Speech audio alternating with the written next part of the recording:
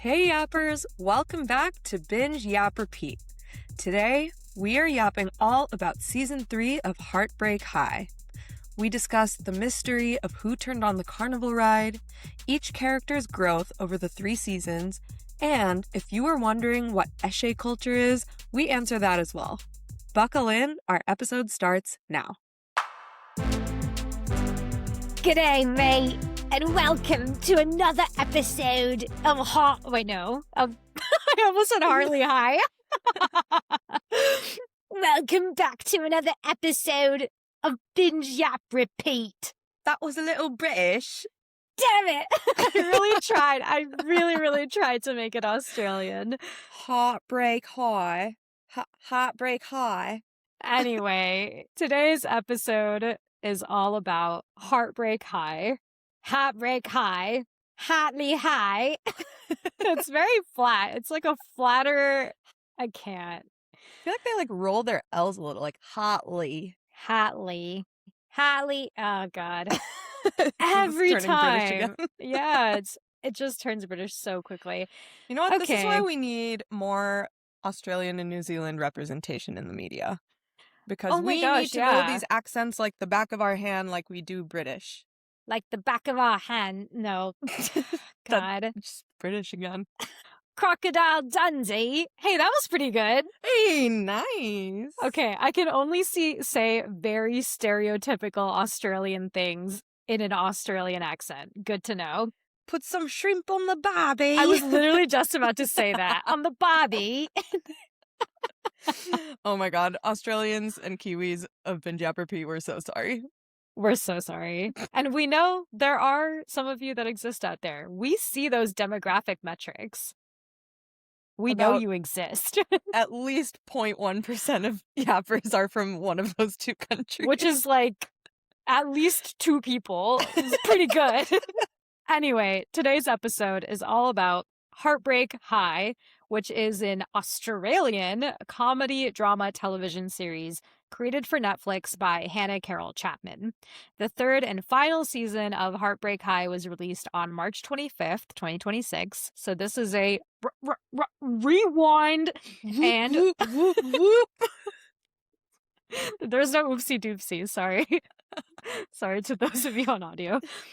Anyway, it follows the students and teachers of Hartley High as they navigate high school romances, high-stakes crime, and all sorts of teen angst in Sydney, Australia. Ruchi, who did you think turned on the ride? Man, honestly, I thought it might have been an accidental turning on of the ride by Spider and Missy. As soon as Amory was like, oh, Spider, you go do this thing, and Missy, you go, follow him. I was like, ooh, they're gonna, canoodle, they're gonna, smooch, and, take their eye off the ball, and that's why they, will accidentally have turned on the ride. I thought it was gonna be that until almost the very end. Nice. I also thought it was Missy, I'm pretty sure, for most of it. My sister thought it was the Carney's son. What was his name? Oh, the guy who got arrested in the end? Yeah. Wait, I wrote it down here. Liam, yeah. She thought it was Liam, which was such a good guess because then he did get blamed for it very late in the season and she was like, I knew it! But then turns out it wasn't him. Yeah. Okay, side note, I actually really hate it when TV shows do this whodunit thing and then someone gets arrested for it and then turns out it's not them. Actually, there's one more episode left and it's actually this other person who you least suspected. I get so frustrated about that. Second thing to note, what were the actual consequences of turning on the ride? Because everyone was so freaked out about it the entire season. They were like, oh my God, we're going to go to jail if this comes out. Our chances of going to university are ruined. We're going to be tried as an 18-year-old. And then at the end, it was revealed that Sasha was the person who turned on the ride. She's just picking up trash at the end? Yeah, okay. I am a little confused because I thought maybe part of the point was that the kids built it up so much in their head, and if they had just told the truth from the beginning, it would have been fine because, Sasha was actually fine. But they all got expelled first. And then Yeah. Sasha didn't? Or like Sasha didn't retroactively lose her high school diploma? I don't know. I don't know why the consequences for Sasha were community service, but all of them were gonna get expelled. I guess because at that point they were still under the purview of the school versus when Sasha came forward, she had already graduated, so there wasn't anything the school could do about it. Yeah, but then to that end, why wouldn't the principal have had the foresight to be like, okay, if I wait 3 more days, No, then I don't literally. have to expel them. I can no, not even 3, literally 1 more day. Yeah. Then they can like graduate from the school, and then I, as the principal, like Can report them in can good faith. report them. Yeah, at Yeah. least they still have their high school diploma or whatever. Like their futures are not ruined for this. I was thinking the exact same thing because she kept being like, I am like struggling so much with how to do right by these students. I was like, well, doing right by them would be waiting 24 hours and letting them Yeah. be high school graduates. Oh my God, this woman. Yeah, for Oh, Woodsy. Woodsy really showed up for them in so many different ways. I'm just shocked that this is where she drops the ball. I know.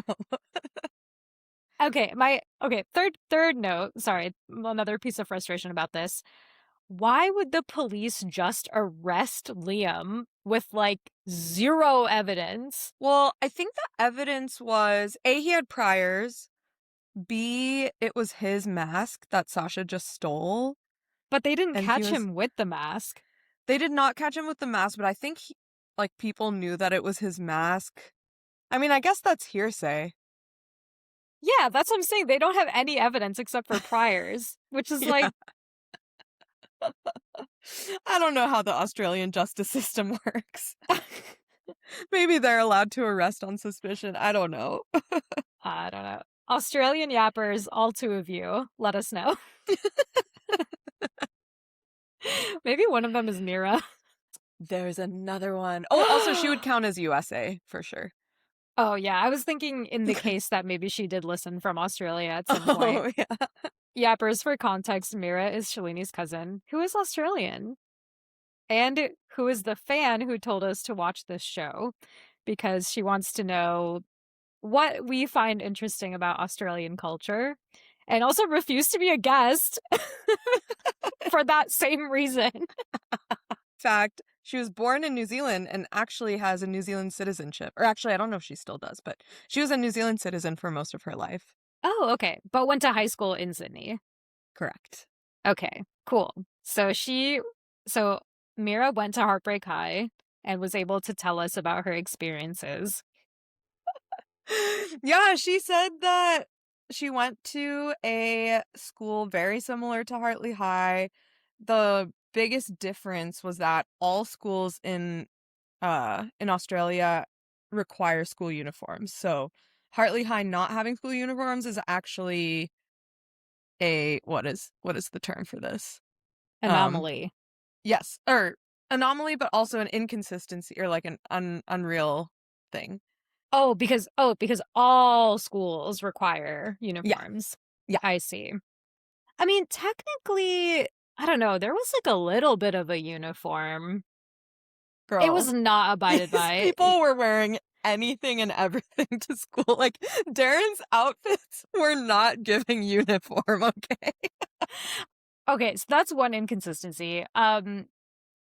The other thing that I'm confused about, which is also kind of related to Aussie culture, is like the whole timeline of all of this. Okay, so season 3 starts with Muck Up Day, which, according to Mira, is the last day of school. But then there's like way more things that happen after Muck Up Day, including classes and graduation, and then exams that happen after graduation. So I think the timeline, I mean, from a US culture standpoint, I'm very confused by this. Um, so that's one. Oh, and then the other thing is that like this all happens in December, basically, because that's when the school year ends. Right. Right before the not winter holiday, summer/Christmas holiday. Correct. Yes. Summer/Christmas holiday in December, which I guess makes more sense from like a year-long standpoint, but not. Yeah, I don't know. That was kind of mind-boggling to me. But I did realize that when Darren goes to New York at the end of the episode, he's like in full-blown winter gear because it's January, I January. guess, in New York. And I was like, oh, yeah, okay. They're not. Yeah, okay. That makes sense now. I forgot about the whole weather thing. Yeah. Yeah. Yeah. Okay. But going back to the timeline, muck-up day, graduation, then exams. Yeah. It sounded like exams had nothing to do with school. Like it was more like it was a standardized test, not a school exam. It was like a Yeah. standardized test. And so it's as if, AP tests came after the school year. Yes. Okay, which actually is something that we had in high school because I remember our senior year, we would have like a last day of classes, and then we would kind of have like a month off in a way, where we would just have exams that we would just study for. So we would have AP and IB exams that we had to do. So essentially, if you had your exams kind of out of the way early, then you were chilling. What? Oh my gosh, California was so different.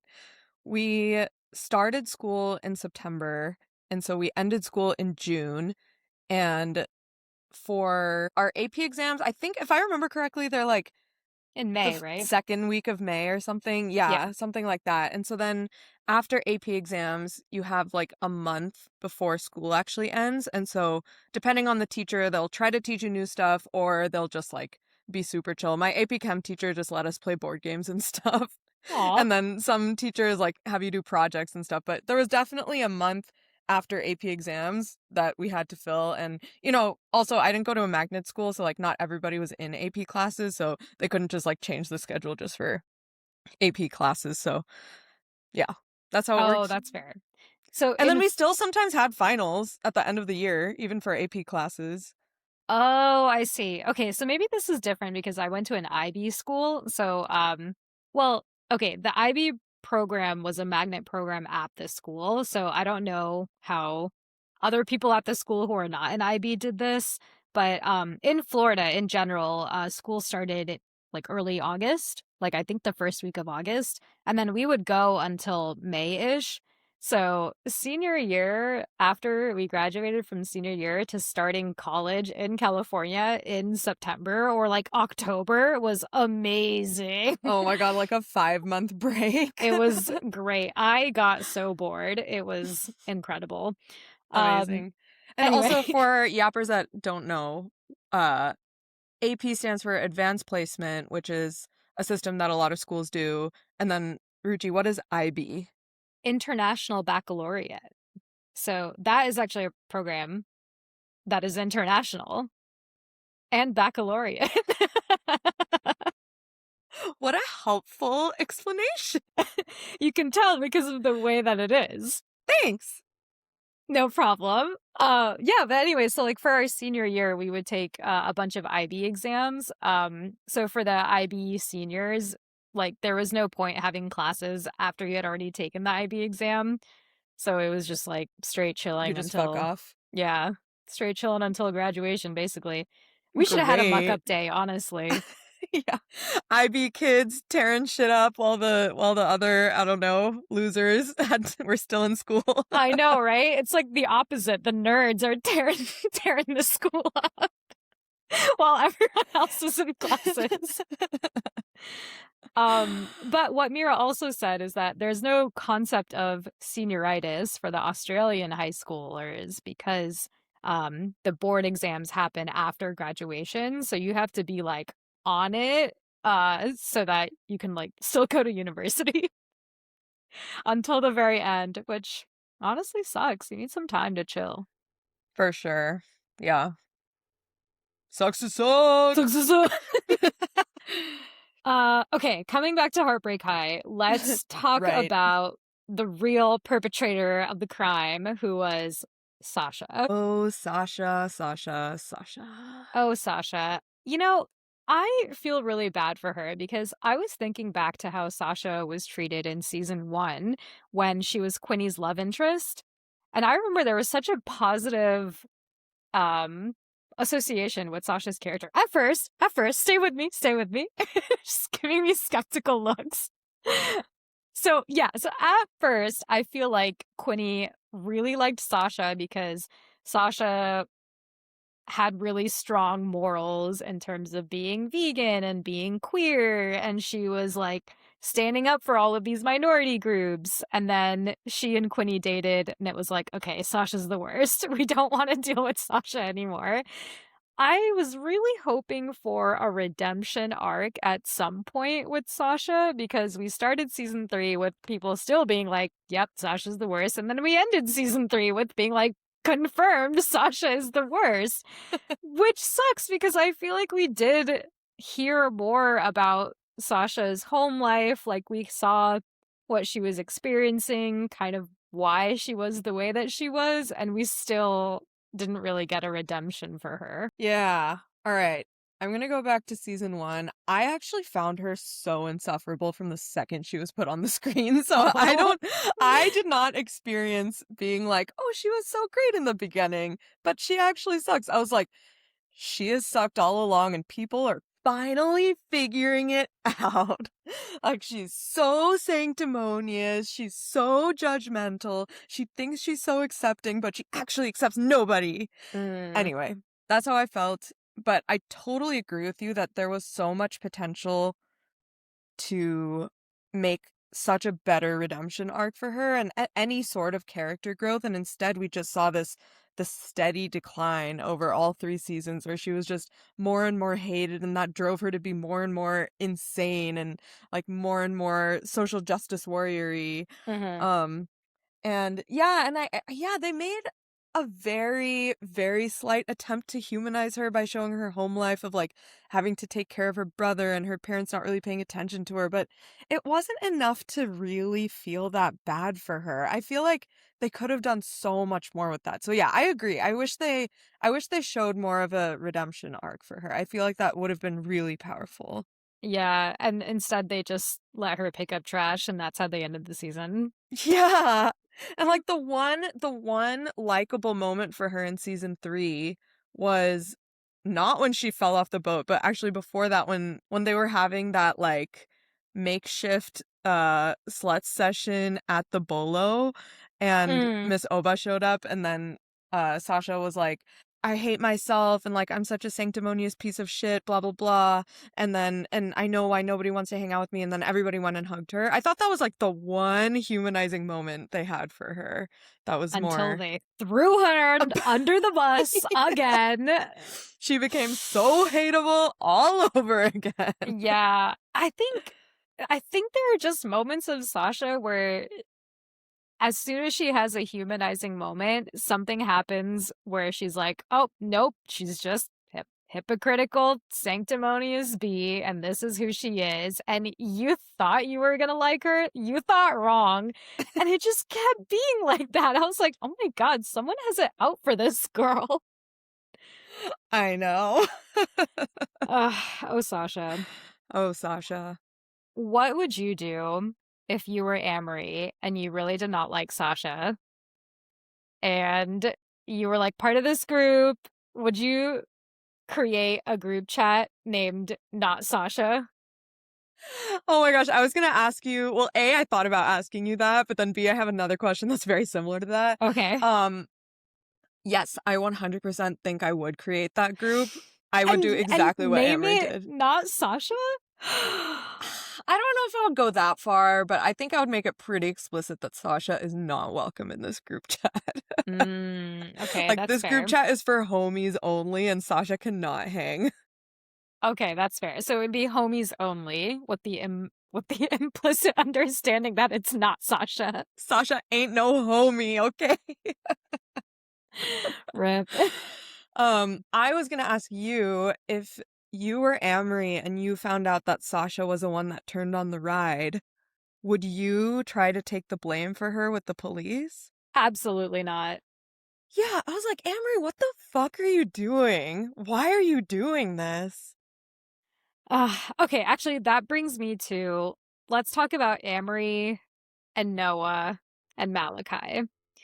Who's Noah? Oh, right. Oh, yeah, yeah, yeah. Yeah, the just Ken. Just Ken, yeah.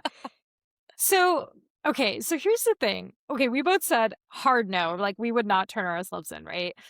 Noah also said hard no to this. And then Amory was like, Noah, we have to break up because it's clear that we have conflicting moral values. Like, we are fundamentally different. You're always going to be someone who's super selfish, and I'm always going to be someone who falls on the sword for one of my classmates who I absolutely hate.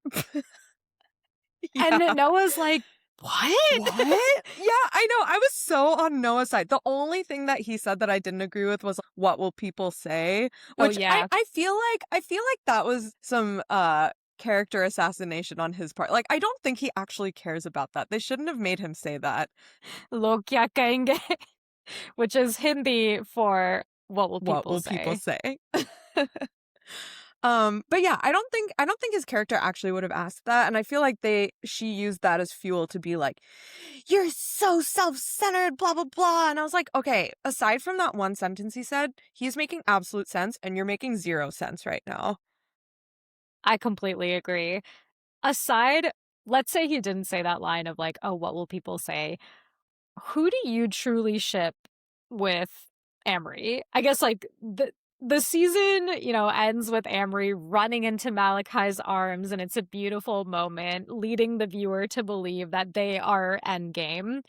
Who do you truly ship with Amory? This is a leading question. 1000% Malachi. I'm obsessed with Malachi. I love Malachi as much as a 32-year-old woman can love a teenage character without it being creepy. I'm obsessed with him and I will die on that hill. Really? Okay. Yes. Wow, that is not what I thought you would say.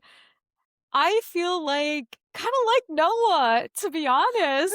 Noah's great. I like Noah. He's fine. I think my issue with Malachi is that he just has zero communication skills. Um, He has trauma. yeah, he has trauma, but like I think, maybe in due time he would be able to figure that out and have that mature conversation with Amory. I don't think it would happen senior year of high school. It would happen in like the late 20s, when he's like, what's Amory up to? And then he like realizes that they're both in this city for one night only, and then they have a romantic reunion and it's like one day. Anyway, that's what I expect them to Oh, be. interesting. Richie, how did you and your boyfriend start dating? Oh, no worries. Was it anything like the story you just told? It could have been here and there, here and there. That's a story for another time. My point being, I feel like the way that Malachi just happened to be there for a month because he truly lives in Zurich and then broke his arm and then couldn't fly back as a result, I don't think that should be the reason why they should end up together. I just think that both of them need to take some time to like not be part of this super incestuous high school group and So like toxic. maybe find their way back to each other in 10 years. That's what I'm saying. I do agree with that. I do agree with that. I think both of them have so much work to do, and I feel like, yeah, them getting together right now is not gonna solve all of those issues. I Yeah. also feel like there in season 3 there was zero discussion about Malachi's bisexuality. Oh they totally they like teased it in season 1 with his threesome. Then they really explored it in season 2 with his relationship with Rowan. They just completely forgot about his queerness in season 3. Yeah, and I think there was like a double standard too because Missy's queerness was still brought up with her relationship with Spider because Mhm. Spider was like, "Oh my god, does she not like me because she misses women and she doesn't want to date guys anymore?" And like, is that why? But like, that wasn't brought up with Malachi at all. Yeah. I mean, to be fair, they didn't really show Malachi with Amory for very long. Honestly, over all 3 of these seasons, I think they've been together for like less than half an episode officially. It's that will they, won't they tension that keeps us coming back for more. Honestly, it kept me coming back for more. I was like, will they? Won't they? I was hooked. They got us right where they want us. Okay, I do have a fun fact. Malachi's letter. Do you remember that it burned in season I do 2? remember that. So they did post what the letter would have been on their Instagram. So this is what he says. He says, "Thank you for being my first love. Thank you for still loving me even when I fucked up. Sometimes I think we just met each other at the wrong time. You are the most amazing person, Amory, and I feel like in the short time we have known each other, I have watched you become even more incredible. I wish we could have made things work out. Maybe it would have been better if we met at 30 or 60 or even 80 in a nursing home. I guess shit is sometimes all about timing. I thought about staying, but I just don't feel like I belong here. I promise that one day I'll love Malachi." I promise that one day I'll love Malachi. No. No, let me show you what it looks like. Does it like cut off? Yeah, it's like cut off and like singed or whatever. So it says, "I promise that one day I'll Question mark, love question mark, Malachi." question mark. I was like, oh, is he going through self-healing process? I love that. I wish he will someday love Malachi. I think that would be really nice for him. I love you, Malachi. Aw. Amory loves you, Malachi. But in the meantime, she's dating Noah, or I guess broke up with Noah. Oh, yeah. Yeah. What do you think of Amory's decision to give up on uni and go road tripping with Harper?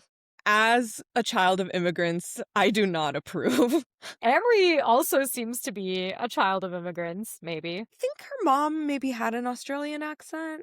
I don't know. I don't remember. Anyway, yeah. Anyway, Regardless, I can't believe she did that. I was like, Emery girl, you did so well on your exams. I know. There's a similar plot line in Your Friends and Neighbors, the John Hamm Apple TV show right now, where his daughter got into the college she wanted to go to, but then like immediately declined. And she's like, I just want to figure out what my life is. Like, I just want to discover myself. And I'm like, dude, that's what college is for. Like, go to college and figure it out. Give yourself the option. Yeah. Do you think you went through a figuring yourself out phase in college? Oh, absolutely. I think I came in being like, I'm a giant nerd and that's all I'll ever be. But then because we went to a school where everyone's a giant nerd, I got to explore other parts of my personality. And I feel like I came out actually like much more well-rounded than I would have if I went to a different school. Yeah, that's true. Okay. I feel similarly. I think I went through definitely a self-exploration phase because I came into college being like, I guess I'll be a doctor. I don't know what else I would do.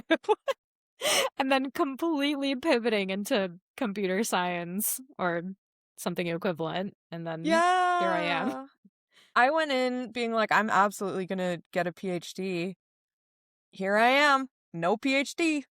But you do have an MBA. So that's something. True. I'm still uneducated. Some would say a fake degree. Just kidding.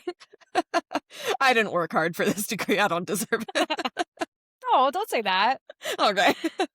You partied so hard. You networked so hard for 2 years. My MBA friends would argue that I did not party very hard because I kept leaving every event early. Oh my god. Shalini just wants to go to bed at 9 p.m. Dude, is that so much to ask? Yes. It is, actually. Anyway, Heartbreak High? Yeah, right. Heartbreak High. Yeah, good luck editing this, by the way. One last thing about Noah that I did actually really like about him is I know that he was just Ken and that people think he has like zero character depth, but I actually found it really sweet that he was trying to talk to Malachi at Missy's party and like making small talk with him because small talk sucks. And the fact that he's like going out of his way to talk to Malachi, who is not really talking to anyone else and he doesn't really know anyone else. I thought that was really sweet. Oh, yeah, that's a really good point. He did it in a really nice way. It Yeah, wasn't I like, was like, "Hey, I'm Noah. yeah, I'm Amory's exactly. boyfriend." Yeah. Exactly. He wasn't trying to like put on airs. He wasn't trying to intimidate. He was honestly just trying to like get to know this guy who Amory had a thing with once upon a time. Yeah. Yeah. I think that's why I'm Team Noah. I'm sorry. Malachi just has that special something, you know? Once Malachi loves Malachi, then I will be Team Malachi. Mm. I want to talk about Spider as a character and then also Spider and Missy's relationship. Let's do it. Okay. So, we saw quite a character transformation for him between season 2 and season 3. What did you make of it? Like, did you think it was realistic? And did you approve? Like, do you think they had a good relationship? Just, yeah, curious your thoughts on Spider and his character arc. I actually really loved Spider's character arc. I think out of all of the cast of characters, I think Spider grew the most in his time at Heartbreak High. I found him so unlikable in season 1 and like I think even more unlikable in season 2. But then, Yeah, with Cum Lords. yeah, but then we saw his home life. We kind of saw like, oh, if people expect the worst of me, then I'll be the worst that I can be. We saw that home life of his, and we saw also Missy kind of want him to be better, and then, he became better, which I thought was really lovely. So I really liked their relationship. I think it got him to a great place, and I was just really sad when they broke up actually. I was too. Yeah, I think it makes sense. I mean, they're in high school, they're so young. Things like this are going to happen. I feel like Missy was just growing up and evolving in a very different way than Spider was. But yeah, I 100% agree. Spider had by far the most growth out of any character. And it was so lovely to see him be open-minded and turn from this like kind of villain character into a really sensitive, loving partner, who like truly supports his partner and isn't just like fetishizing or anything. Like he like really, really loved Missy. Yeah. Um, yeah, yeah. So I And really liked him. I think also became super empathetic to even people who, weren't his partner. I forget her Yes. name, but the person who was celibate, Oh yeah, what was her name? Missy's cousin. Zoe, I think. Is it Yeah, yeah, Zoe? I think so. Okay. Yeah, he was so supportive to Zoe. So even at the end of season 3 where Zoe's like, "Oh my god, should I have sex with my boyfriend? Like we've been celibate this whole time. Like am I ready? What if we just like do it?" And then he leaves and then Spider was like, if that were his plan, he would have done that a long time ago. And she was like, "You're right. I think I'm just afraid." I was just like, "Oh my god, Spider, this is such good Spider! advice." It was! It was so beautiful! Yeah, I Yeah. loved seeing his other friendships grow once he wasn't in the, like, toxic cumlords mindset. Yeah, exactly. Ugh, And he his was great. heart-to-heart with Darren and Zoe that one night before he shows up at the party, before he shows up at that, like, underground party, that was really sweet too. Yeah, it was so sweet. And I also feel like it was pretty refreshing, actually, the way that Spider and Missy broke up. Because I feel like a lot of the times with these high school dramas, you get a lot of like just super dramatized breakups where someone cheats on someone else or someone just like breaks up with them for like no reason or there's some action or something. But Yeah, it's, like, very rarely ending on good terms. yeah, it very rarely ends on good terms like this, and also, it's, like, interesting to see just, like, a fading out of feelings with no real rhyme or reason, which I feel like happens in adult relationships a lot. So, it was kind of Yeah. interesting to see that in a high school relationship. Yeah. I am thinking of Rory and Dean's relationship in Gilmore Girls because it ends in a very similar way. Like, he is clinging really hard to the past, and she has clearly kind of lost interest, but hasn't quite made up her mind to break up with him. And then Mm, in the end, he calls it because he's like, you don't love me anymore. Yeah. mm. Yeah. Rory, articulate your needs. Rory. Step up, girl. You're not I feeling it know. anymore, just say it. That was the start of Rory's villain era. Oh, God. Oh, Rory. Well, you know what? And it never ended. Oh, Okay, sorry. Whoa. Well, that's okay. If you want to know how it did end, listen to our Gilmore Girls episode. We've already had that conversation. Okay, going back to what you were saying about Spider and Missy. So Spider issues Missy a hall pass. What would your hall pass rules be? Dude, Here's let me inspire you. Let me remind you about what was on Spider's hall pass rules. So if the you ones recall, that he had made but Missy didn't know about. Yes. So he had a notepad full, like a giant notepad full of these rules. Okay, on it was no French speakers, not on a Wednesday, no Chapel Roan, hit and quit only. These were the ones that I saw. Does no Chapel Roan mean no playing Chapel Roan while you have sex with a girl? No. You just can't hook up with Chapel Roan. Oh, okay. Yeah. All right, honestly valid. She's hot. So those were some of Spider's hall pass rules. What would yours be? Okay, I'll play this game, but I think if I'm being truthful, I would never give out a hall pass because I'm way too insecure and jealous for that. Oh, but okay. if I were to, I think I would. I don't know. What would I say? I think I'd say strangers only. That's a good one. And I would say no repeats. I guess this is a singular hall pass, right? This is not like opening the relationship. I think you could make that claim in your hall pass rules. Okay. No repeats. Okay. Yeah, no repeats. Strangers only. I think that might be it. Oh. Yeah. I would add no eye contact. You're only allowed to hit it from the back. And no kissing. No foreplay. Why is that so ridiculous? I think it makes sense. Okay, no kissing makes sense. I just think it's hard not to make eye contact. Yeah, that's what I would say. And I would agree with your rules. I think those are good rules too. Nice. If you granted a hall pass and then realized you actually gave your partner no rules to follow, would you show up at the party where you think that they're about to hook up with someone? That's a tough one. Just because I love rules so much, so there's no scenario which I would, set someone free with no rules. What are you, crazy?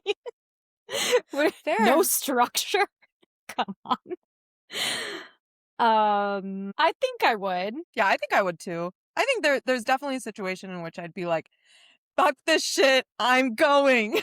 Yeah, especially because I feel like there are things to be said and I just need to say them and they're not being heard right now. So I need to go in person and let it be known. Yeah. Yeah. Unfortunately. Sorry, Appers, we're just two crazy bitches over here. Just a note that I laughed so hard when Cellophane by FKA Twigs started playing. When they started making out and then they stopped. Who started making out? Spider and Missy started making out at some party and then they just stopped because Missy was like, actually, I don't want this. Oh, yeah. And then Spider was heartbroken and then Cellophane by FKA Twigs started playing, which I don't know if you remember this song, but it was like completely memed out by someone had done like a Miss Piggy version of this song. So it was like, oh my god, yes! Wait, yes! I do, Yeah. I remembered that, and when we saw that scene, to my sister, I was like, isn't this the Kermit song? Yes. Yes. Yeah, I laughed really hard. So unfortunate. Yeah, because I did not know that song. I didn't know like the real song. I had only known the Miss Piggy version. So when that song started playing, I was like, oh no, Kermie. Oh, rip. For all intents and purposes, it was an appropriate song to play at that moment. I thought it was very fitting. It was just Miss Piggy did it first. I just remember that reel that you made. I think it was on your climbing Insta Oh, or maybe yeah? of your climbing shoes as a what is that dog breed? The Bo long-nosed boy dog. yeah, I don't boy no no nose long nose schnauzer. uh, Borzoi. What an evolution of a meme. That was it like, it's the kind of thing where if you try to explain it to someone who wasn't there, it just makes no sense. You just can't. You No. just can't. Yeah, because I even looked it up. I was like, this is such a weird thing that's going on the internet right now. What is the etymology of this meme? And I looked it up and I still didn't get it. Like, we're just commenting on the shape of Borzoi's bodies with this song that is covered by Miss Piggy for Kermit. Layers. Ah, oh boy. Spider Missy. Spider Missy. Okay. Do you want to talk about Harper? Yeah. Okay. So, Harper this season, we saw kind of like straddling two worlds where one, she was kind of like, Heyo. you know, Sorry. but not making eye contact. um, where she was like hanging out more with Liam and like kind of really identified with the Carnies, but then was also classmates with these people that were like trying to throw the Carnies under the bus so that they didn't get blamed at Hmm. school. Towards the end of the season, Amory realizes that because her jacket like thing, there's a hole in her jacket, she's gonna get blamed for the whole thing. But if Harper vouches for her and like basically throws the Carnies under the bus, then she can still like go to college, which she didn't even end up doing. Okay, anyway. Um, if you were Harper and you were put in this situation where it's like basically your best friend or these Carnies that have done nothing wrong, what would you do? So, okay, I guess like this is another Australian US culture thing that I don't know comes into play, but the way that the US culture treats carnies is not very kind. And I didn't know if that was the same in Australia. Just these random vagabonds, like, Yeah. yeah. Like not a great life. So I mean, I think it was kind of there in Australia, like from what we saw in the season, Hmm. but it wasn't completely like these are people you should not associate with under any circumstance. Like I don't think it was like that. Australian yappers, correct me if I'm wrong. Maybe it is the case that they are like equivalent and the show was trying to make a point about this. I'm not sure. But to go back to your question, what would I do? Caught between coworkers and my best friend, I would choose my best friend. Assuming, like in this situation, also, your coworkers did nothing wrong. Your best friend also did nothing wrong, but the evidence points to her. I think it's more like it's not really about choosing between my coworkers and my best friend. It's more like, would I lie and intentionally assassinate someone else's character for the sake of covering up for my best friend? Yeah. I think that's where it gets a little bit loose. Or Yeah. like, I don't know if I would do that, regardless of who it was. Like, it could be my best friend asking me to do that for someone I don't know at all, or like, well, maybe it is coworker. I don't know.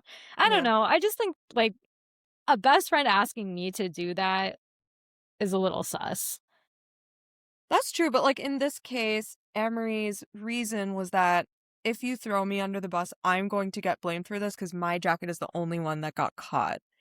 And I have no way to explain that away. So unless you blame the carnies, it's gonna turn around on me unless you actively say something like I was with you or like I wasn't there. Yeah. I guess I would do what Harper did and I would kind of take Anne-Marie's side, I unfortunately. think yeah, I think I would too, which I also feel guilty about. Yeah. Which Harper also clearly felt guilty about. She was like so mad at Amory afterwards for Yeah. making her do that. But then when she got mad at Amory, I was like, "Well, Harper, just own your shit. Like you decided to do that. Yeah. You That's can't be true. mad at Harper for asking, you know?" and then you doing it. But it was just like misplaced guilt. Yeah, I think so. And I can understand why Harper would be upset for being put in that situation to begin with. Yeah, that's true. Another question about the jacket thing. Like, what would happen if you just left your jacket at home? Are they required to bring their leavers jacket with them to school? I was like, I wait, know. not one person left their jacket at home? That's crazy.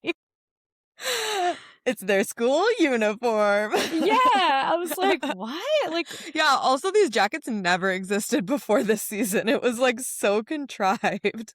I think they said it was a leavers jacket. So I wonder if it was like the senior jackets that they got. Oh, leavers as in the people leaving? Yeah. That was my impression. But I wonder if Ooh. that's an Australian thing. We should ask Mira. Okay. Yeah. Hey, Mira, comment on the episode and let us know. Or any other Australian yappers. All two of you.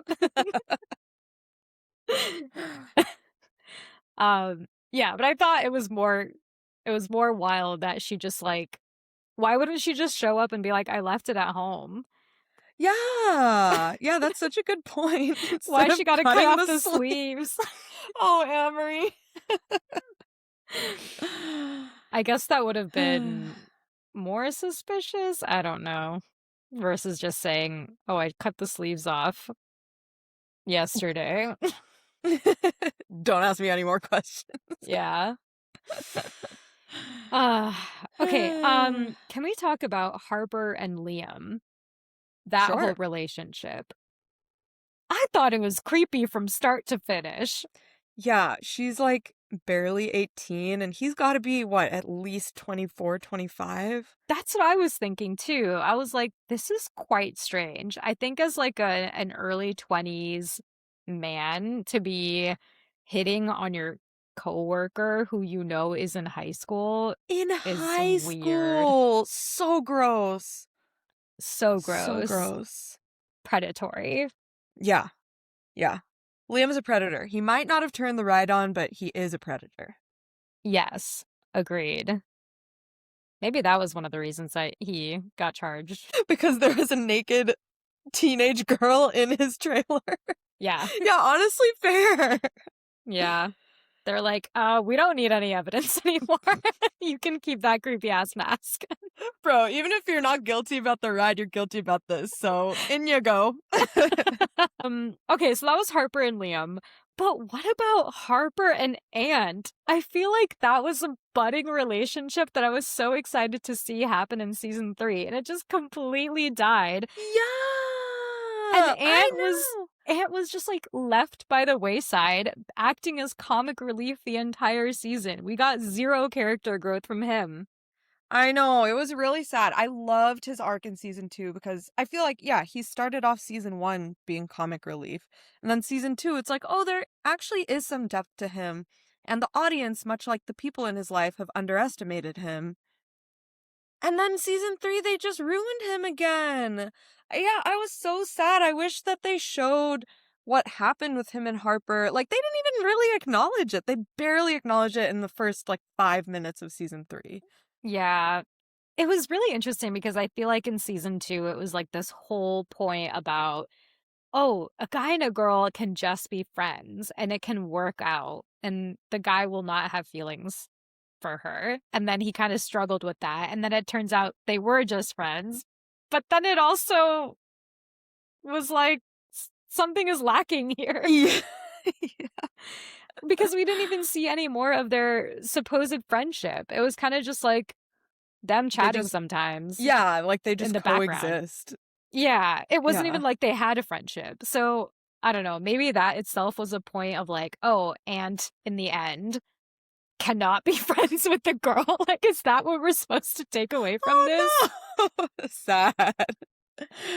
Yeah, I think they just wanted to give Harper the Liam storyline, so they were like, okay, we gotta just nip this thing in the bud. Which is bad writing. Yeah. Lazy writing. Wasn't enough space for Ant to grow. Yeah. He's just a little ant. Just a little ant. Should have named him Caterpillar. Am I right? I did really like all the nicknames in this show, like Spider for Spencer, Ant for Anthony.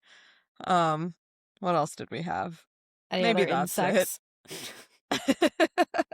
Missy for Elliot. Excuse me, spiders are not insects.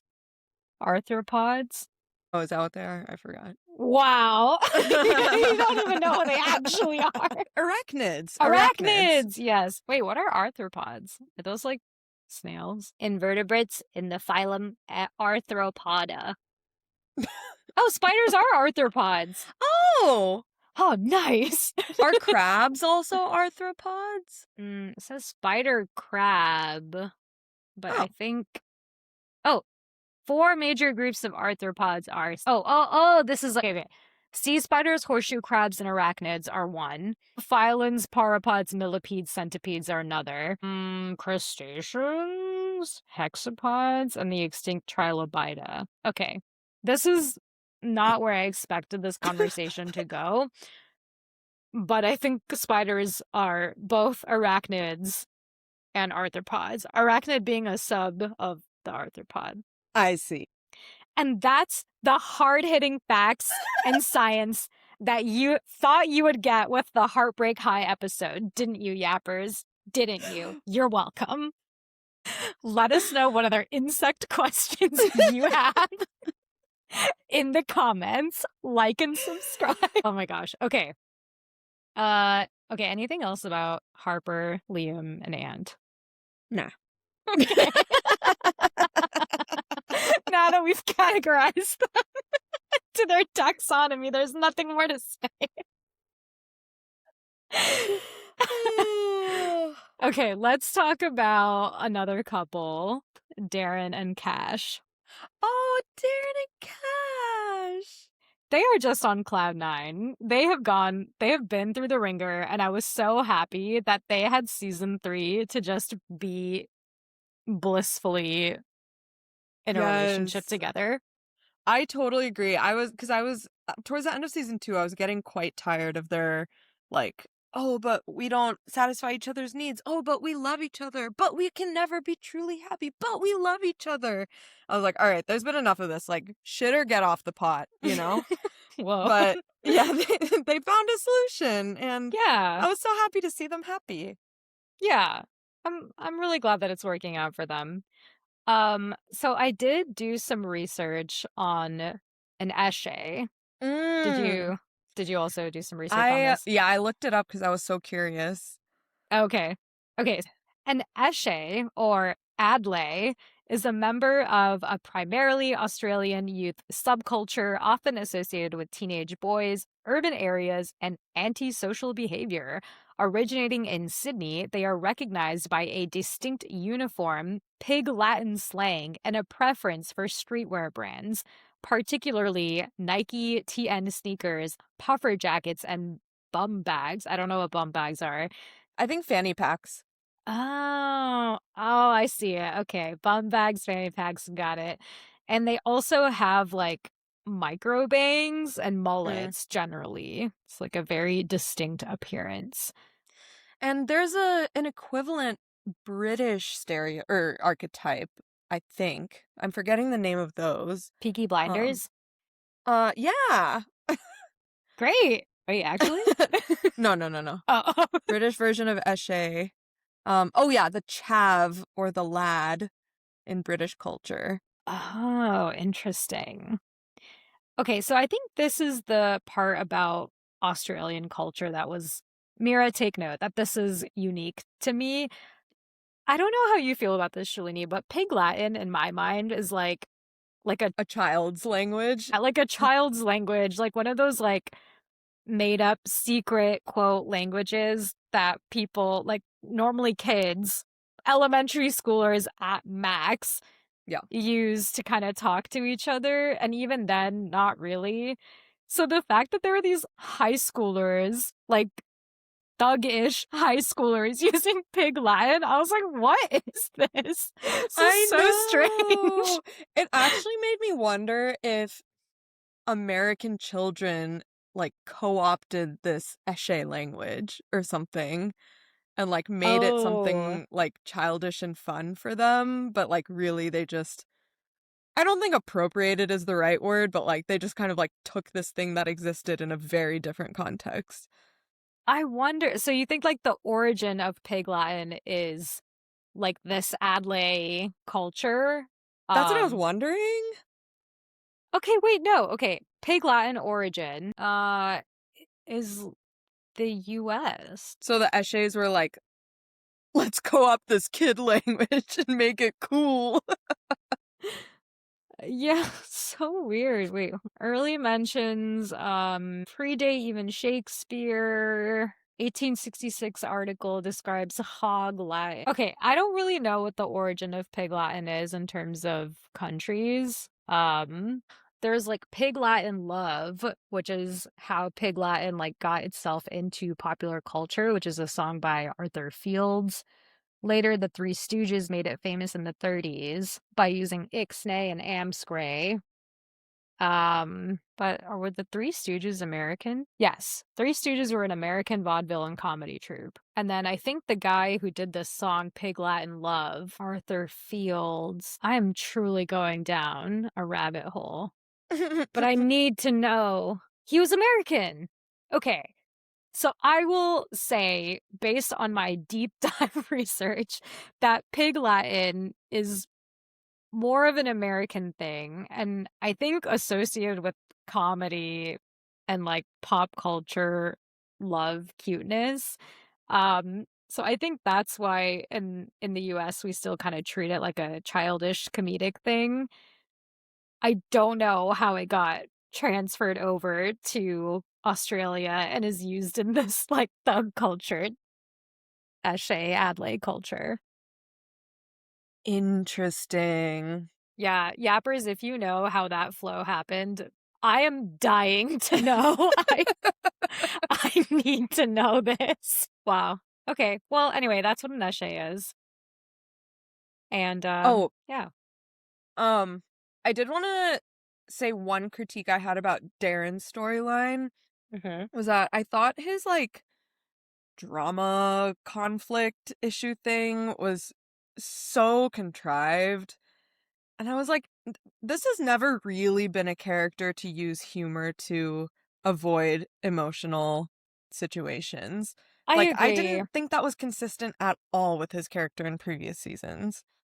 I agree. Yeah, I when Darren was like, "Oh yeah, it's just me. I just do this all the time. I just, do this throwaway haha moment." I'm like, "Do No, you you?" don't? Yeah. I was like, "You were pretty serious in season Yeah. 1 and 2 from what I remember." Like, I don't think he smiled more than, like, 5 times the entire season.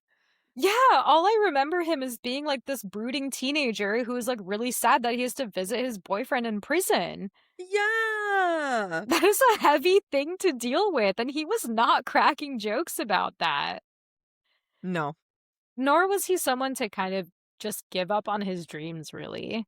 Yeah, yeah. I mean, I could see him as the kind of person where if he gets constructive criticism as feedback, he thinks that that means he's a failure, Mm, because I feel like that could be consistent with his character, but yeah, just like the criticism itself, I was like, "What?" yeah, that came out of left field. I agree. Yeah. So strange. Um, well, I'm just glad that they are living their best lives now and they're happy. Yeah, but they're on opposite ends of the world. Yeah. Do you think Cash should have gone with Darren to New York? I don't know. I feel like leaving his grandma behind right after he lost Darude. Darude. Rude. Um, I can see why he stayed, but yeah, I think he would have been happy in New York with Darren. Yeah. I What do you wish he could think? have gone actually. Mm, Because his grandma was so happy for him. yeah. She was like, you're the first person you would be the first person on a plane, like out of your own will, going somewhere. That's a big Oh. thing in our family. And I really wanted that for him. And I feel like, I don't know, if I were the grandma and he just like went to and he like stayed behind because he needed to take care of me, I would feel so bad about that. Yeah, I would be that's like, true. I want you to live your life. Like, it's inevitable. I'm gonna die. Like, it doesn't really matter if you're there or not. I mean, obviously I would like you to be, but Yeah. at the same time, like I'm not there yet, and I want you to have this opportunity to explore your life so you have something for you after I'm gone. Yeah, totally. And it's like the reason I raised you was so that you could have choices like this to like go live your life somewhere. And that's why I took you under my wing and raised you myself. Yeah. And I have seen those tattoo prices in New York. He would have made a killing. So true. So true. Yeah, like $1,000 a tat. Like, you Oh, got this. shit. Yeah, you good. Make a name for yourself in Brooklyn. Yeah. I wish he had gone, but I understand why he stayed behind. I think he also didn't want to be the type of person, in Running Point, actually, we had talked about Jackie was thinking about going to DC to visit his girlfriend, and then Kate Hudson was like, Jackie, what are you gonna do all day in DC? And he's like, I don't know, wait for her to get back. Yeah, he didn't want to be like the plus one in Darren's life, like Yeah, perpetually. Yeah, exactly. But yeah, that's I mean, I fair. think they would have ended up on their feet, made a name for themselves. Yeah, I mean, he would have been doing exactly the same thing he was doing in Sydney. Yeah. Ugh, It's not like he gave up his career, or like he would have had to give up his career. yeah, exactly. He had the flexibility. Yeah. Wish he had gone. Wish he What a had gone. shame. What a What a shame. shame. But other than that, no notes. Yeah. Other than that one big note, no notes. Okay, should we move on to our last couple, Taz and Quinny? Taz! Actually, I want to start by just talking about Taz as a character Okay. and an actress.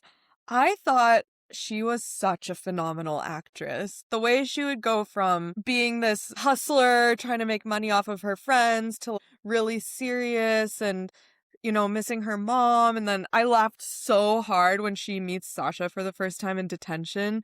And Sasha's like, oh, none of my friends want to hang out with me. And then she's like, oh, I've been selling out the sensory room as a sex place. And then Sasha's like, you really shouldn't do that, blah, blah, blah, blah, blah. And then she's like, ugh. And she's like, no wonder your friends don't want to hang out with you. It was so funny.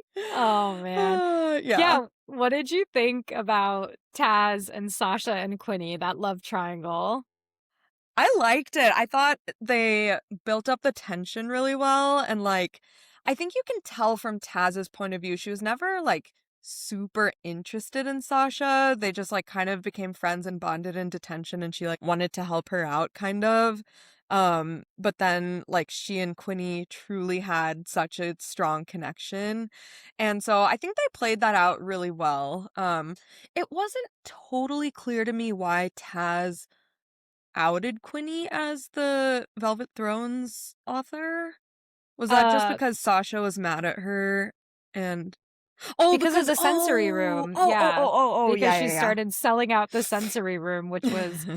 by the way, sensory room got money. That Yeah, was a nice seriously. sensory room.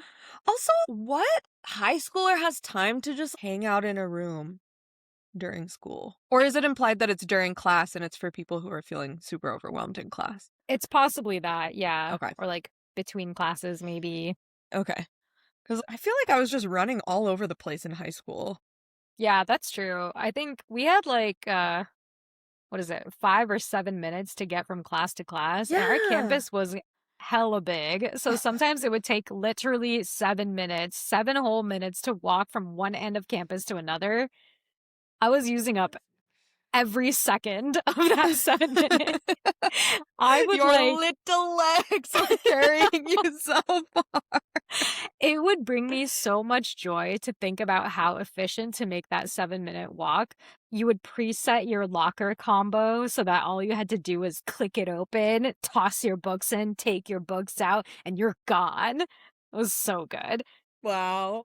No time for sensory room in those moments. But if if your classrooms were one next to each other, then there could be time to go to the sensory room for a quick That's true. 5-minute Yeah. break. That's true. Yeah. But yeah, Yeah. I just wondered who paid for it when their whole high school was going under renovation. Yeah, that's right. Half their high school burned down. And they keep talking about how poor their school is. Yeah, but I was like, sensory room looks dope. Yeah, I don't know, maybe there was like a fundraiser or something. Anyway, it looked great. Good job, Quiddy. Did you know, actually, I think you do know because I think I brought this up in a different episode, that the actress for Quinny is actually on the spectrum. I did know that. I think I told you that. Are you trying to gaslight me right now? Wait, are you trying to gaslight me right now? We both know that the actress who plays Quinny is actually on the spectrum. Yes. Yeah, she does a great job. Yeah. Really good actress. Yeah. I didn't love her like villain arc. Like in the when last she season. stopped caring. Was it? I can't remember if it was season 2 or season 3 actually, when she like season 2. stopped. Yeah. Oh, okay, yeah. And she's like, I have no room for anybody else's feelings but mine, and just like, yeah, it doesn't give a fuck about her friends and stuff. I didn't love that arc. I didn't love it, but I also do think she was making a point, kind of. And I think execution kind of sucked, but I think that was the point, right? The point was like, no one ever thinks about how Quinny has to fit herself and like think about how everyone else must be feeling and then like mask herself to think about what the right thing to respond is and like do that calculation every single time she has an interaction. It is taxing. So I like that she went through that arc just to get Darren to realize how much she actually does do for the group. And I like how it ended up with her being the captain, school captain. Yeah, she totally deserved it. Yeah. Aw. Ow. Yeah. But yeah, it was a little painful because I think Quinny is such a sweet person that you don't ever want her to be the villain and to see her and like acting be that a way. hardened, like cynical person. It was sad to see. Exactly. But yeah. So going back to Taz and Quinny, do you think that they make a good couple? I think their relationship is sweet. I don't know if they're like a realistic couple, but what they showed was sweet. Yeah. What about it is not realistic? I just don't think people like that would be attracted to each other. Their only aligned interest is oh my gosh, what is that book series that they're both obsessed with? Oh, I forgot. That fantasy book series. Yeah, that fantasy book series. That's their only overlapping interest, and Velvet Thrones, but that's kind of the same thing. And that they're queer. But they don't really have anything else in common, so it just didn't seem super realistic. Quinny is such a rule follower. Taz is such a rule breaker. Yeah.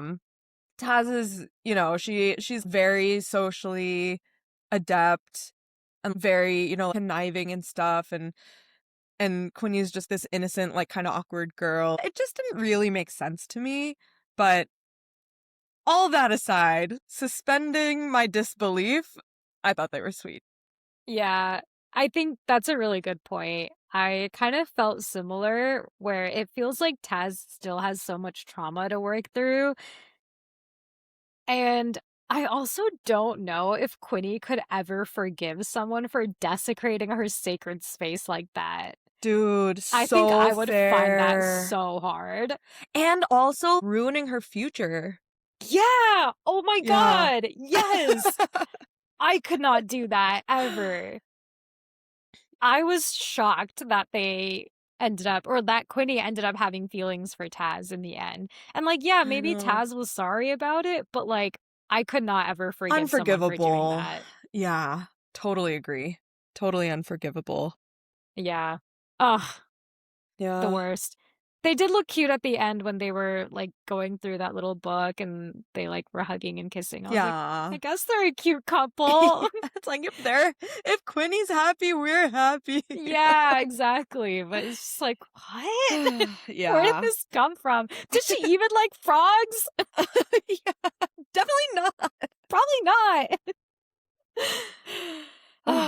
wish we got Taz earlier than just season 3 because I think her character is so interesting and there's so much that we could have learned about, like, because she was, I think they were saying that she's Maori, Yeah. and I feel like there's so much to explore there.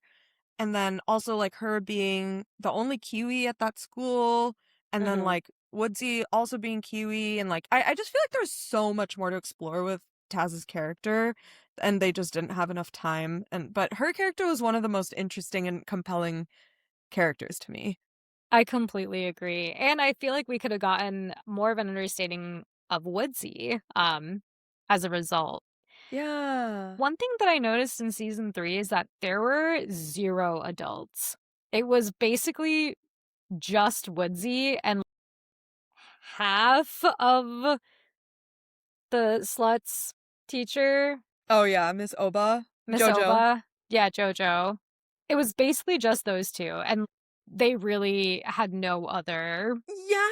Oh adults. my god, this entire season, my sister and I were like, "Where are your parents?"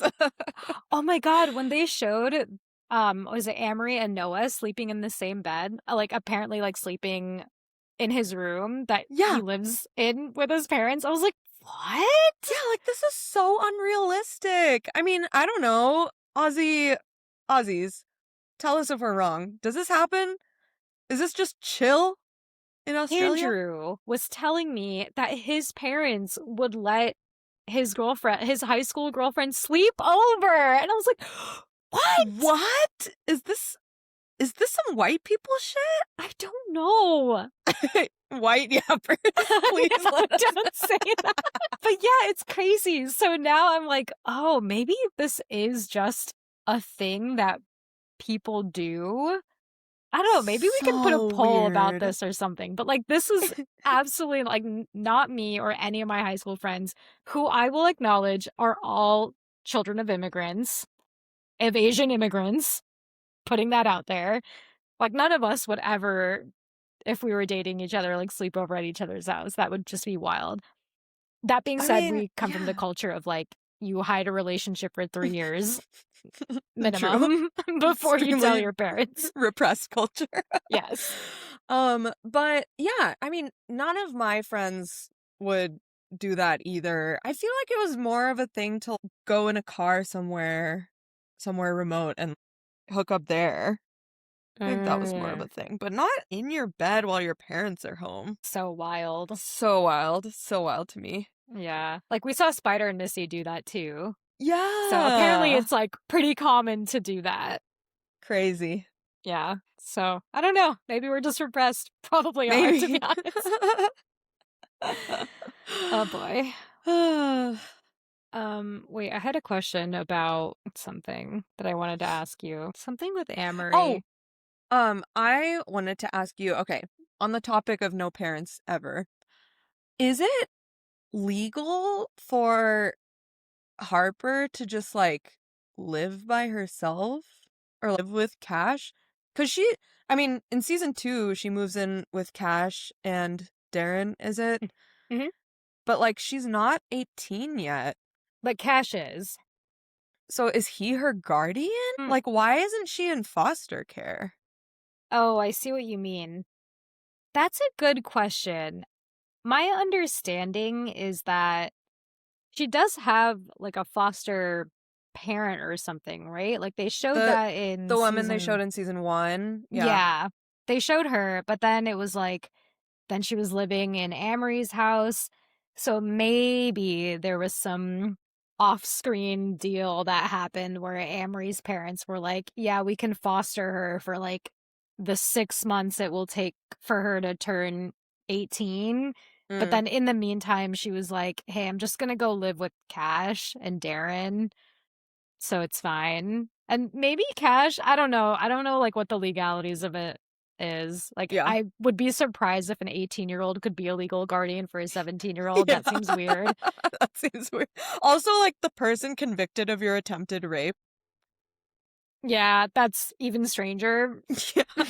Definitely would throw up some flags. Let's just gloss over it. Okay. Suspending our disbelief. Cool. Yes. Heartbreak High. Nice.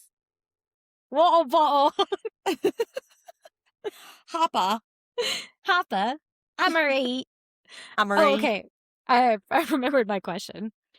If you were to write a season 4 for Heartbreak High, what would be your major plot points?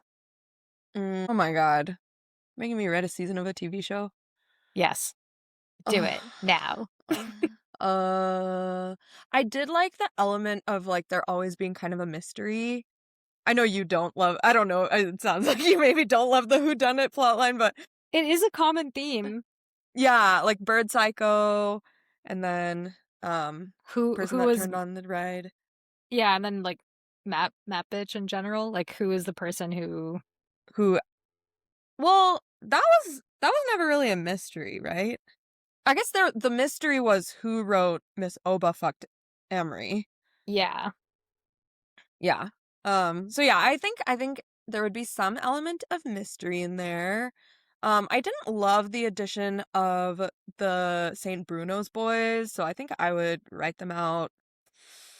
Some more Amory Malachi, will they, won't they? I would want to see Ant come back as a real character and Mm. have a real relationship. Um, Oh, we never really talked about Sebastian, the St. oh Bruno yeah, boy. he sucks. He sucks. Done. The end. Okay, well, actually, the question for you would be, do you think Sebastian and Noah would actually be friends? That's a good question. You know how Noah was like, "Oh, we just have so much history. We've been friends for so long." It was reminding me of 13 Reasons Why when Justin is friends with Bryce, even though he knows Bryce really sucks. Um, but it's because like Bryce did so much for him when they were like really small kids. And Mm. so I do see I and I've also kind of felt this way towards the end of high school where I just felt like the friends I had were the friends I was stuck with until I left. And so there wasn't any point breaking friendships because I wasn't going to be with them next year anyway. Mm. So, yeah, I think it's realistic that they were friends and that he just kind of, Like, let's run you out the know, clock. exactly, exactly. I don't think he ever considered Seb his do or die kind of friend, but yeah. That's true. But he still cared enough to ditch Amory's friends to go hang out with Seb during the schoolies. Oh, yeah, that's true. That's true. Well, he wants to hang out with his own school peeps. I guess one last hurrah. Okay, we'll Yeah. give him a pass for that. I'll pass. Hey. Hey! Okay, sorry, I interrupted you while you were talking about your season Oh, 4 dreams. oh. I guess the biggest mystery of season 1 was like what happened to Harper. Yeah. And that I thought season 1, okay, I also wanted to have you rank the seasons, but I thought season 1 was the strongest. And so maybe having some element of that where the mystery is a deep character thing. It's like very character driven and it's like what happened to this person to make them change so suddenly. Mm. So I think I would want to introduce some element of that because that was a really interesting plot. I see. I think if I were to write a season 4 of Heartbreak High, I would want it to be like 10 years in the future and there's like some high school reunion or something and then shit goes down. And then maybe we can Oh, incorporate some of your what happened. Like yes. maybe I don't know. Who do you think has the most promise for a like something pivotal to happen in 10 years to completely turn their personality around? I don't know. Wait, side note, I thought it was so funny that the last kind of montage you see of all the characters, it's uh Emery and Harper getting ready for their road trip. Missy got signed to a team. Ant's a plumber and he's happy, blah blah blah. And then Malachi's just like swimming. I was like, what's this dude's plan? Well, he got his own scene at the end. Yeah. I'm like, what's he doing? What's he doing? What's his life? Swimming. Anyway, what Would was you I choose saying? Malachi then to have a pivotal moment? I guess just because we have no idea what his plan is. He's just there in Besides relation swimming. to everyone else. Yeah. Okay. How about you? Okay. Malachi then. Yeah. Okay. Who would I choose? What are my options? We've got Sasha, Amory, Malachi. Quinny, I think Darren. Malachi is a good one. I feel like everyone else has either been through the ringer or they've been through a pretty big character growth arc that they don't need one. So Mm. Malachi needs one. I feel like we need him to grow up a little, to be honest. Yeah. Well, I think he just needs to like truly get some therapy for what happened in season 1 with the cop. Yeah, with the Like cop. he just has so much unprocessed trauma. Yeah, yeah, for sure. Malachi, we hope that you get therapy so that you can show up for our fictional Heartbreak High season 4. 10 years in the future. 10 years in the future, fully healed, president of Heartbreak High, principal. That's what the term is. Okay, I do have one more. I have a fun fact for you. Did you know that Heartbreak High is a soft reboot of the 1994 series, which itself is a spin-off of the 1993 feature film The Heartbreak Kid? I knew the first half of that, but I did not know about the movie. Yeah, okay, so there was a movie which I think was also based on a play. Yeah, so it's like play, movie, series. Now we have Heartbreak High, as we know and love today. But it's interesting because the play itself was about a young teacher and her romance with a student. Um, Miss Oba and Amory? no, I think it was a heterosexual Oh, relationship. And it was also about interesting. Greek Australians. So there's a lot of like Greek influence. But That's so then all random. of that, yeah, all of that was dropped for the reboot, which is just about like high school series. Mm. But a fun fact is that the doctor who fixes Malachi's arm in season 3 is actually a character from the original 1994 series. Oh, wow. Yeah. Cool. I Yeah. love that. And then I also think someone was saying Darren's dad is also a character on the Oh, series. And nice. apparently the same through line. So yeah, I thought it was cute. Cute. Little It's kind nod. of like Degrassi, Next Generation. Yes, exactly. Yeah, so that's my fun fact. Nice. Did you also want to mention, I know that you also did some research on Nutbush and the cuckoo? Okay, yeah. These are two. Okay, so in season 2, we saw that at the school dance, they do this group dance called the Nut Bush. And I have determined via my cousin Mira that the Nut Bush, in fact, is real, which is Nice. so fun. I love that there's a dance called Nut Bush. What is it's just like a line dance? Yeah, honestly, it looked really similar to the Cotton Eye Joe dance, if I recall It did. correctly. There was a lot of like kicking forward, kicking backward, spinning around. Yeah. Do you think the Um, Nutbush is also something that Australian kids learn in their second grade gym class? seemed like it, to be honest. It really Nice. seemed like it. And then the other really fun concept that I gleaned from the show was the concept of a cuckoo yeah, the cuckoo party, which I have determined is not real, unfortunately. But I think it's a really fun concept and we should cuckoo someone's place. Yes, this is like something that it was a Hartley High tradition only. Yeah. Which I think was apparent in this show because I think even Taz was like, "What is a cuckoo?" And then they were like, "Let us tell you." Yeah. Okay, so TLDR, a cuckoo is you just go to someone else's house and party. Take over their house, like specifically without their consent. Like throw a party at Right. their house without their consent. Yeah. Right. The less they know, the better. Yeah. Again, we're too repressed.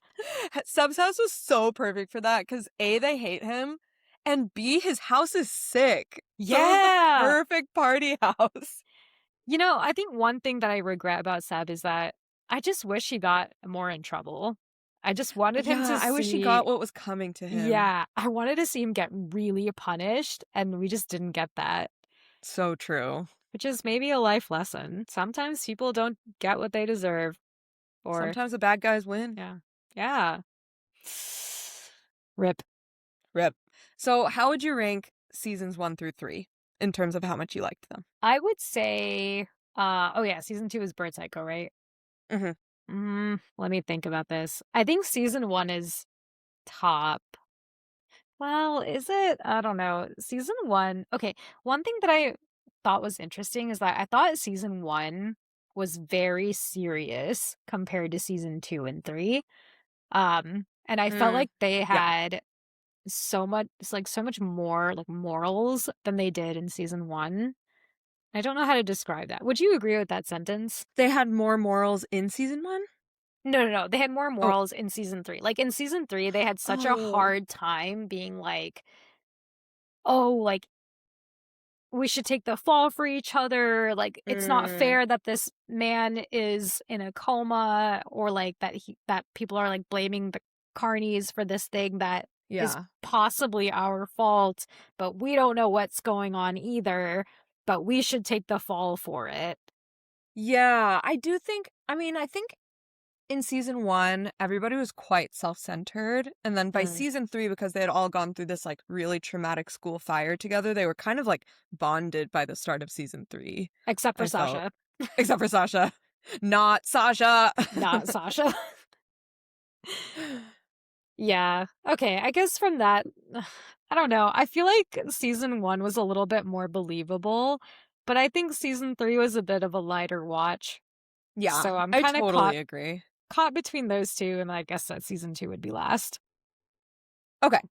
I think I would rank very similarly. I think 1 was the top for me because I thought it had a really good balance of fun and serious. Like, every time Amory opened her mouth, I laughed because she's so funny. But then obviously the stuff with Harper was so scary. So it just had Yeah. like the most highs and lows. So I think season 1 is the top for me, and then 3 because I thought the Carney storyline was more interesting than Bird Psycho.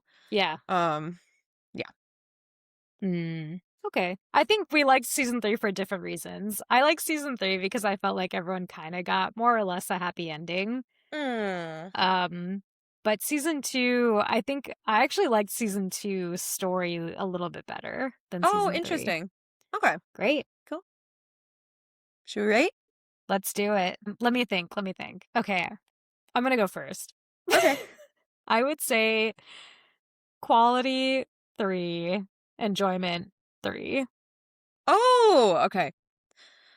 I would say quality 3.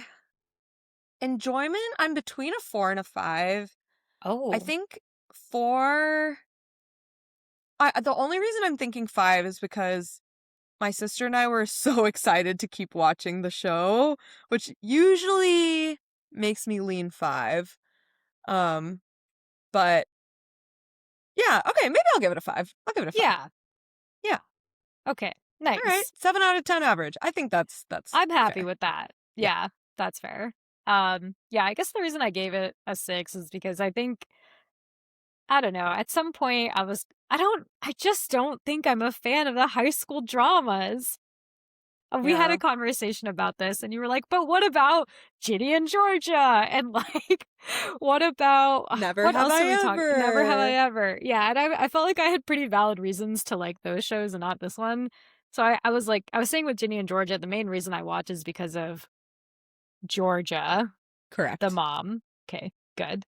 And Never Have I Ever is more about the Indian representation and like Mhm. high school perspective from a very typical type A Indian student. Um, so I think that's also interesting. But yeah, I don't think I really related a lot to the characters in Heartbreak High, and maybe that's why I felt like it wasn't as enjoyable. Yeah, that is fair. Yeah. Okay. If someone really, really liked Heartbreak High, what would you recommend them to watch from our catalog? Wait, I feel like I should have looked this up ahead of time. I was gonna Did say you look Ginny and this up ahead of Georgia. time? Yeah, I think Ginny and Georgia's a good one. Let me look. Okay, I will make a case for The Residents because that is the ultimate whodunit. Oh, the mystery angle. Yeah, so if you liked the whodunit aspect of Heartbreak High, go watch The Residents and listen to our episode. I have a good one for this. If you felt like there was severe injustice being done to the birds in season 2 of Heartbreak High, I would recommend The Residents because she's a bird watcher. Oh, yeah, she loves birds. Oh, that is a good one. Ooh, another one I would recommend is Forever. That was also a high school drama, very intense romance. That's a good one. Some parallels there. Yeah. And take the true love test while you're at it. Oh, and Motorheads. That's another kind of like ensemble cast of a high school drama. Okay, we've done quite a lot of high school drama We shows. have. Okay, well, you heard it here, yappers. Motorheads. Actually, I would not recommend Motorheads because season 2 is canceled. Oh, So sad. if you're okay with just season 1 and ending on a cliffhanger, sure, go watch Motorheads. Personally, I would never put anyone through that. Otherwise, Ginny and Georgia, Forever. Is that it? Oh, and The Residents. And The Residents. For a more mystery. And you know what? Let's throw Department Q in there too. Why not? If you like accents. I was going to say, is it because accents? For accents that you cannot reproduce. And mystery. If you like the way Emery said Hoppa, you might like the way everybody calls him cattle. Oh my god. Okay. All right, let's wrap this up. I'm yapped out. Thanks for yapping with us. If you loved this episode, have some hot takes we missed, or if you've got a show you're dying for us to binge next, follow us on socials. We're at Binge Yap Repeat. Until next time, happy binging!